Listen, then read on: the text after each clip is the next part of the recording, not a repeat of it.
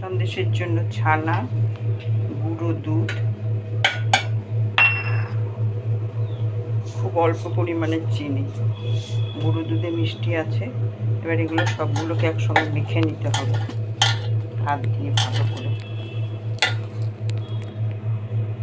কড়াইতে দুধ বসাতে হবে এবং দুধটা যখন ঘন হয়ে যাবে তখন এই মিশ্রণটাই দুধের মধ্যে দিয়ে দিতে হবে। দিয়ে অনেকক্ষণ ভালো করে নাড়াচাড়া করতে হবে।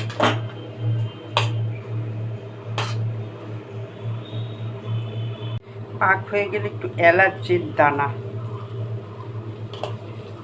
পাক হয়ে এসছে এখন,